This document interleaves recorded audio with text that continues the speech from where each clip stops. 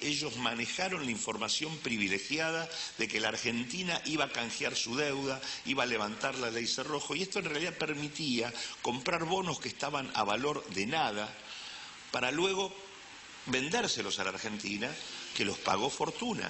Con lo cual, en realidad, eso permitió un conjunto de cosas muy complicadas. Por ejemplo, que aumentara nuestro nivel de endeudamiento, el compromiso de pagos y demás. Todo en desmedro del interés argentino. Pensaba en los nombres, bueno, referenciales. De Genaro hoy, Abdala, también vinculado a movidas de nuevas. ¿Cómo fue en su caso el encuentro, el inicio? Nosotros nos conocimos con Víctor y con Germán en la época de la dictadura. Nos conocimos de casualidad. Yo trabajaba en el Movimiento de Derechos Humanos junto a Pérez Esquivel. Era coordinador de todo el área de derechos humanos del Servicio de Paz y Justicia. En aquel momento, cuando le dan el premio Nobel a Adolfo, allí comienza una serie de encuentros del premio Nobel y del Servicio Paz y Justicia con todas las realidades políticas y sociales del país. Y Víctor y Germán, que eran parte de la agrupación sindical que se proponía recuperar la Asociación de Trabajadores del Estado, participaron del encuentro con Adolfo que se hizo en la CGT Brasil, con Ubaldini y con tantos otros, y ahí fue que nos conocimos, y a partir de allí comenzamos a tejer un vínculo que sigue hasta hoy, digamos, más allá de que no lo contamos a Germán porque se nos fue. Con Víctor seguimos trabajando,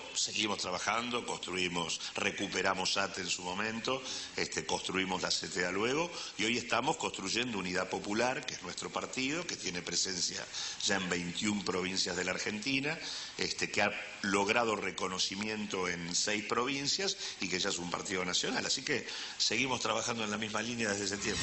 Y en tiempos de dictadura, en los momentos más álgidos, incluso comenzar la dictadura, también militaba y había un espacio para la política. ¿Cómo eran esos tiempos? Yo desde los 17 años prácticamente milito permanentemente. ¿Ya en el colegio? Ya en el colegio. ¿En el Nacional Buenos Aires? En el Nacional Buenos Aires. Estaba muy metido en todo lo que tenía que ver el centro de estudiantes, los cuerpos de delegados.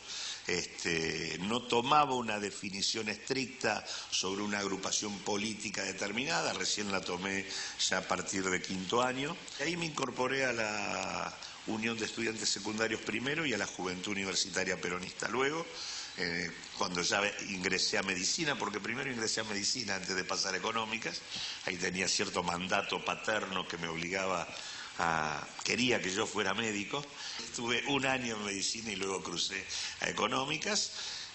La única interrupción se dio a partir del momento en que a mí me secuestran de alguna manera en la Facultad de Ciencias Económicas. Me tienen, digamos, una noche prácticamente desaparecido. Luego, cuando me sueltan, digamos, hice una suerte de exilio en el interior. Estuve por distintas zonas de Villa Gesell, Mar del Plata. ¿Y qué hacía? En ese momento, digamos, correteaba placas radiográficas que le vendía a las clínicas, a los laboratorios y demás en esa zona. Y luego, bueno, cuando retorné en el año 78, ahí volví a incorporarme al Servicio Paz y Justicia militando en contra de lo que era la represión y levantando la causa de los derechos humanos. Y bueno, acompañé la experiencia de Pérez Esquivel, que luego se transformó en una referencia política muy importante. ¿Y siempre estaba la observación hacia la política o había otras, en el horizonte o la mirada hacia adelante tenía otras expectativas? Siempre tuve muy metido el tema del compromiso político desde la secundaria, que eso me acompaña. Igualmente sí, también siempre he sido alguien muy dedicado a todo lo que es el estudio de las teorías que tienen que ver con la sociedad, la económica en parte, por un lado, pero no solo. En realidad terminé estudiando economía por la relevancia que la economía tiene dentro de la comprensión general del proceso social. Así que bueno, siempre combiné mucho el tema del compromiso político con el desarrollo intelectual. Hay una mirada respetuosa del mundo político hacia la certeza de una mirada económica que incluso llegó hasta a quien es hoy Papa. ¿Cómo es eso?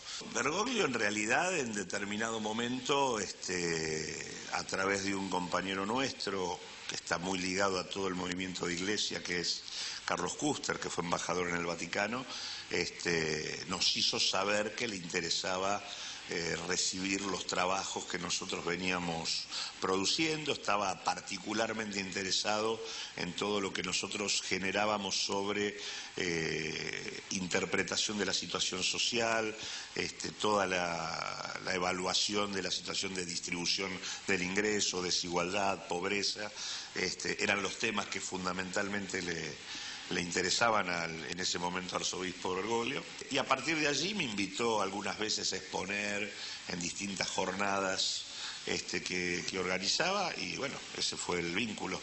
Sobre todo después de la intervención del Instituto Nacional de Estadísticas y Censos, en donde las estadísticas sociales tendieron a desaparecer, y no había, y ahí hubo un especial intento por parte de él de tener... El tema de los números de la pobreza, claro, específicamente. Exactamente, eso era lo que más le preocupaba. Yo te diría que ingresé a la política a través del canto y de la guitarra. Yo era el que cantaba en las peñas políticas de la secundaria. Y cantaba además canciones de protesta, del folclore latinoamericano, bueno, además de rock y otras cosas, pero centralmente canciones latinoamericanas, y eso fue lo que me fue vinculando de manera creciente con todo el mundo político estudiantil. ¿Y San Lorenzo cómo nace el romance? Porque mi viejo era de San Lorenzo, yo casi te diría que nací en el viejo gasómetro, y desde que nací me llevaba todos los domingos, así que... Miraba entre los tablones de madera. Todo. La verdad que estoy atravesado por la historia de San Lorenzo. Mi viejo jugó en San Lorenzo. ¿Ah, sí? Así que bueno. ¿En qué época jugaba? Y mi viejo fue campeón en la cuarta del 46 y llegó a primera. O sea, que es la época de Martino. Claro, exactamente. Él jugó con Rial, con Martino, con Gambina. Y de hecho yo participaba de asados que ellos hacían reencontrándose después de viejos tiempos, e incluso he jugado picados con ellos, así que bueno, no, la historia de San Lorenzo la tengo muy metida hasta los huesos. ¿Quiénes eran los ídolos de ese momento, cuando iba al gasómetro, aquel de Avenida La Plata? Y tuve varios, desde el Bambino Veira, pasando por el Lobo Fischer, la Oveja Telch, Albrecht, la verdad que historia. Y el Rendo, sí. No, digo, grandes jugadores. El San Lorenzo del 68 que dirigió el brasileño Tim, para mí fue una máquina espectacular, ¿no? Tengo 3 hijos exactamente. ¿Y los 3 de San Lorenzo? No. Tengo 2 de San Lorenzo.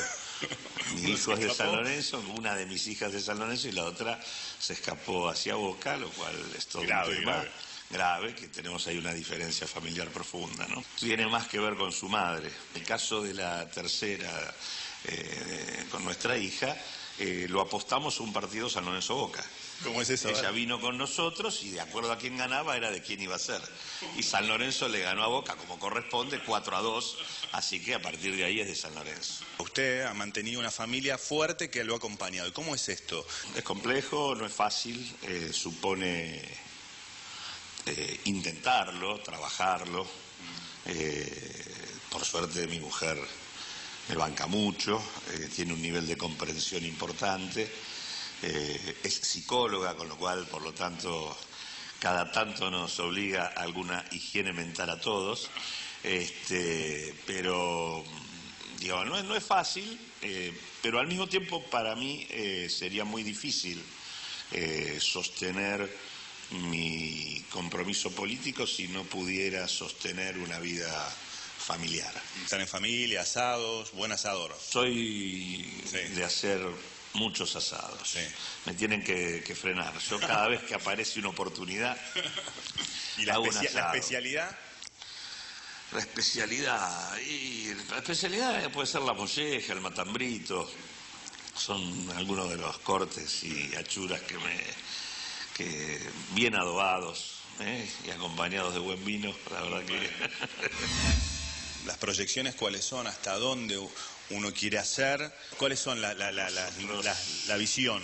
Nosotros creemos en la posibilidad de que los argentinos podamos gobernarnos, es decir, que podamos decidir sobre nuestro destino y futuro. Creemos que eso hay que lograrlo y queremos ser parte de esa posibilidad.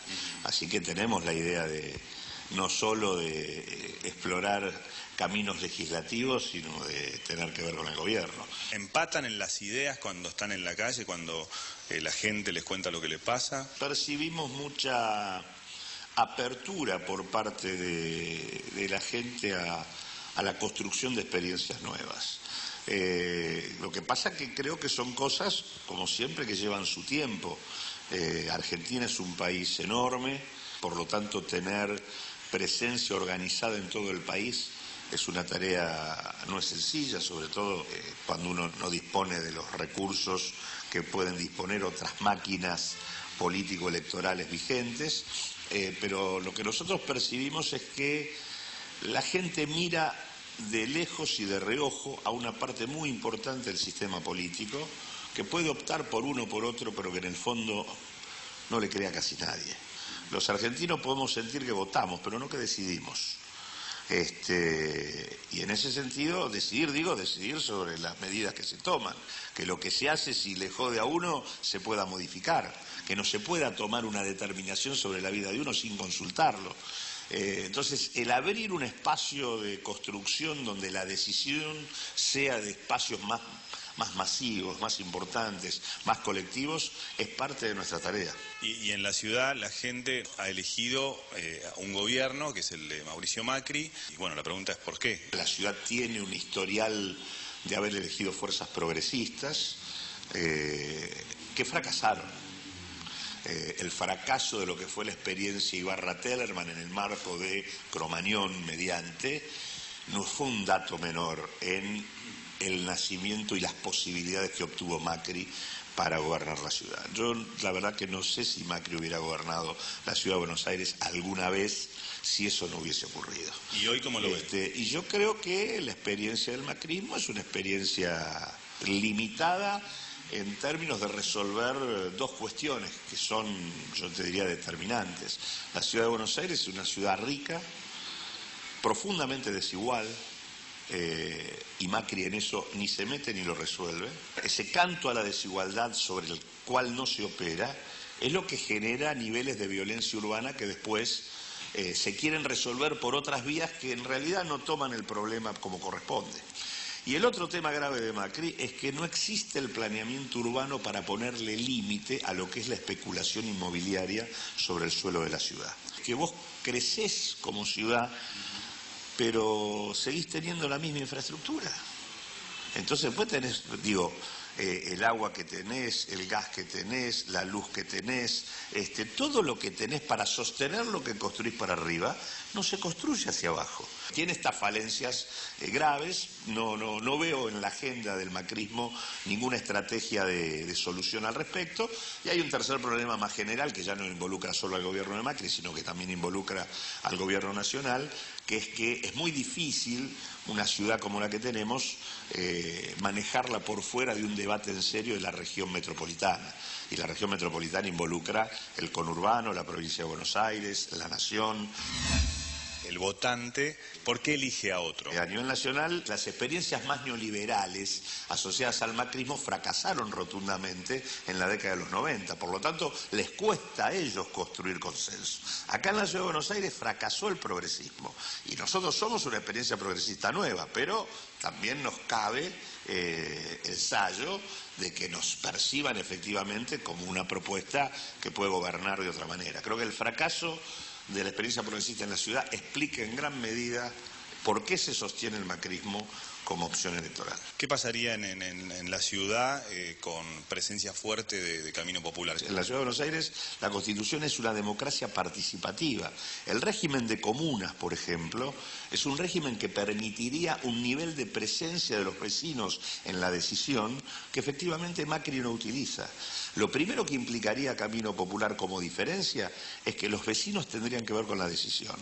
Lo segundo, Camino Popular le plantearía un debate a la nación sobre el tema metropolitano, porque hay cuestiones claves de la ciudad que no se pueden discutir de otra manera. Y en tercer lugar, para nosotros hay dos ejes de desarrollo para la ciudad que el macrismo no toma. Uno es vivienda.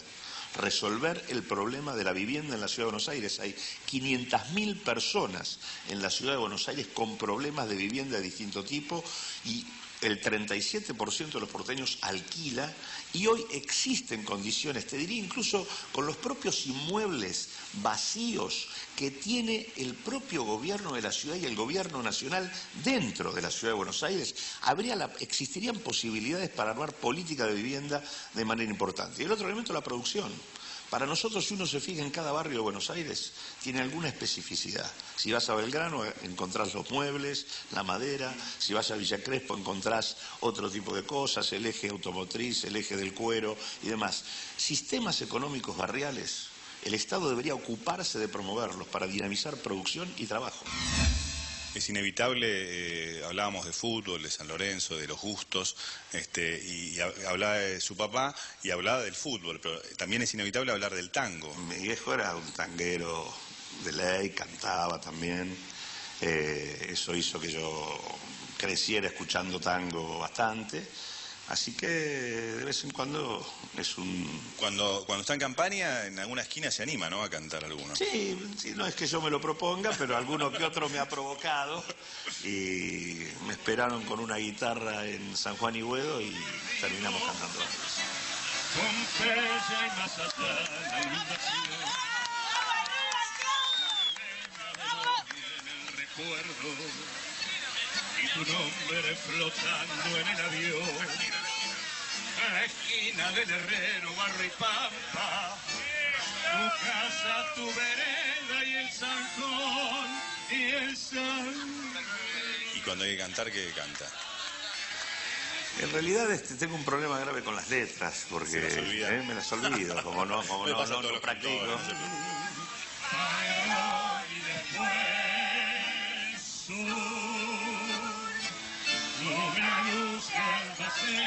Casualmente en ese café pasé la noche posterior a mi secuestro antes de irme. Una vez que me soltaron me tuve que ir a un lado y fui a ese café porque no quería volver a mi casa. Así que ese bar tiene mucha historia para mí. La calle y la luna suburbana y mi amor en tu ventana, todo ha muerto.